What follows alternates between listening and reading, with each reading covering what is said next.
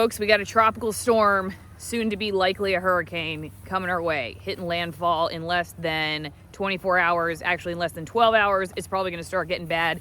Tropical Storm Debby. Since I used to be in local news and really don't watch it very much anymore, I didn't know this storm was coming. So this is what we're doing after surviving a hurricane almost exactly the same time last year with all these animals and everything. Had some lessons learned last year. Gonna share them with you today. Peter says, you know what? There's green grass and my buddies.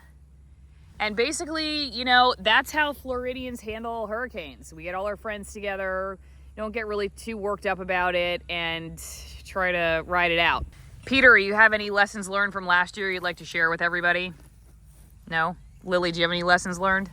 I think our hurricane might be here for a long time. Okay. The first thing, obviously, when you have animals is water. Can I hold that, Mom? Yeah, you can hold it and point it right at me, okay? The first thing, can you get my head? Okay. First thing, point it up just a little bit so my head's in it. All right. The first thing you gotta be concerned about with animals is water, especially when you live out in the middle of nowhere, because you're likely on a well. Turn it this way. There you go. You're likely on a well, and when the power goes out, then you will not be able to use water. So you got to make sure you got water. And that's really the thing that, you know, you can't live without for a short amount of time, which is basically hurricane planning. So as far as water is concerned, you just want to make sure you got everything filled up here. I'm gonna dump these out, clean them, and then fill them all the way to the top.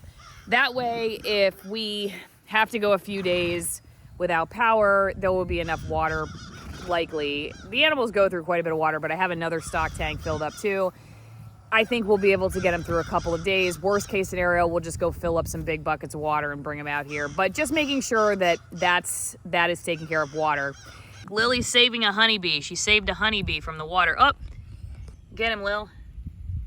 Oh, wow. Look at that, you saved her. Electricity, obviously, you know, you need to be able to see. So if you lose power, you got your water covered, but you got to find your water. That's why you have headlamps like this or flashlights. So that's the next thing you're checking for, just making sure everything that you have in order to see has batteries. This, however, it definitely needs a recharge. The red light won't stay on. That's not a good sign. That means this needs new batteries. You want to make sure you have enough food for the animals. On the other hand, what I've learned is that, like, just when it comes to food for yourselves, you can overdo it with this, because if you do lose power or there's some kind of disaster, you don't want to lose a ton of money in food. So you got to kind of walk that line between being prepared and not losing a ton of money in hysteria.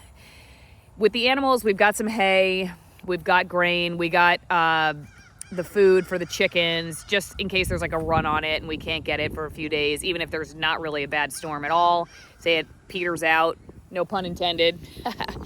And it doesn't really cause any damage. The people getting worked up about it sometimes, then you can't find stuff. So we stocked up on some of the chicken feed, for instance, but the cows and the horses and the goats, they've got plenty of grass out here, so they're not gonna run out of food.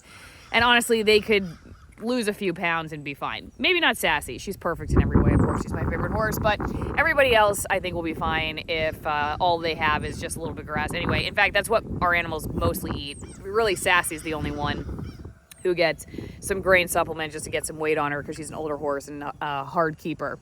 The chickens, I'm gonna move up to higher ground. We are not in a flood zone, but it could flood a little bit out here. So we're gonna move the chickens up to higher ground, make sure that they're not gonna get flooded. All ready to move? Y'all ready to move? All right, let's do this. Hurricane's coming, girls. Hurricane's coming. Yep. Gonna be a first time for most of y'all, okay? Stay calm. Don't run around like chickens with your heads cut off.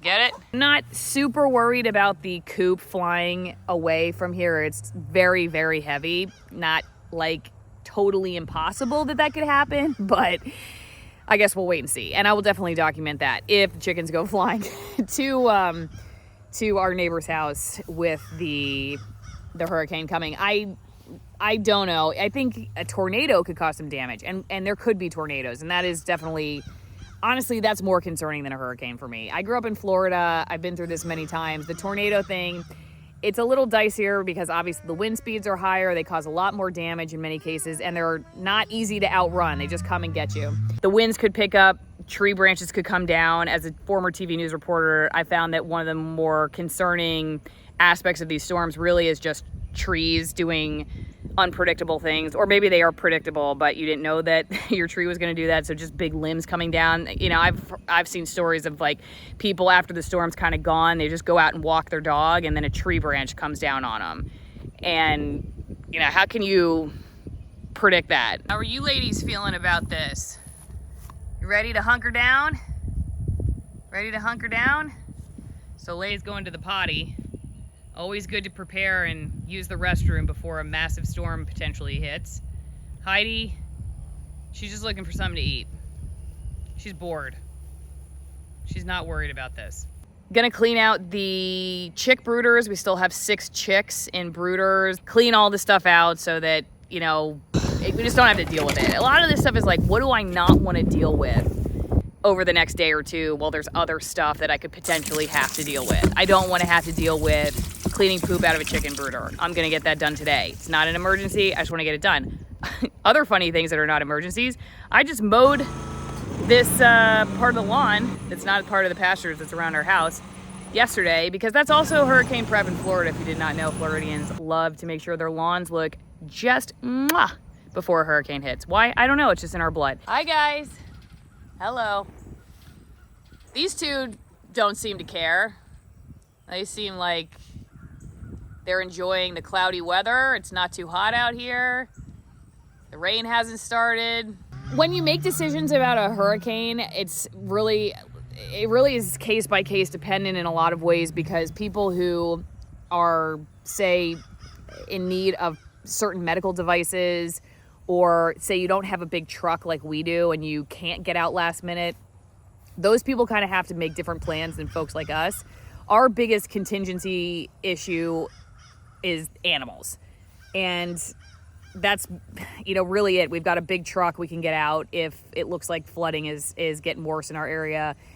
And we are not dependent on like medical devices. If the power goes out, we can kind of ride it out a little bit. And frankly, making decisions too early when it comes to a hurricane can put you in a bad situation, because I know this will shock everybody watching, but the news doesn't always get it right. And there have been several times where they predicted it to make landfall at a location and it veers north or south last minute. And then say you went north or south a couple hours to get out of its track, now you're right in the bullseye because you didn't wait. And so again, like I said, people have to make a decision based on how much time and ability they have for last minute decision making.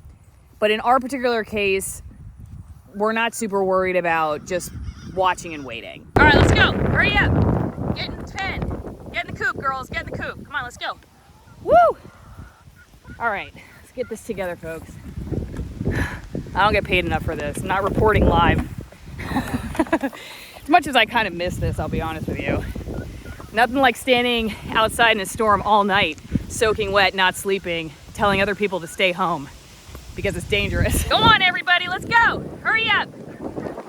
Come on. Everybody get in. Let's go. Come on. Come on, chickens. Let's go. Come on. Oh, man. Come on, ladies. Let's go. This isn't a drill. This is not a drill. This is not a drill. Come on, let's go, chickens. Come on, Silky. Come on.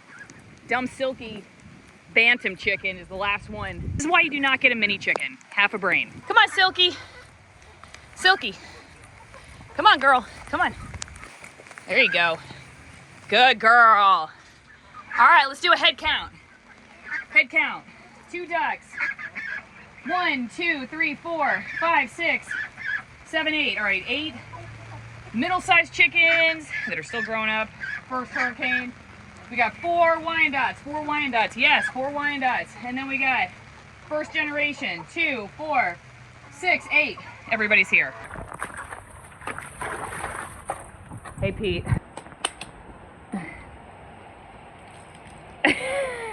And the hurricane hasn't even started yet. All right. I'm gonna go dry off. Don't forget to check the comments, pin comment, description for all the ways you can support the channel.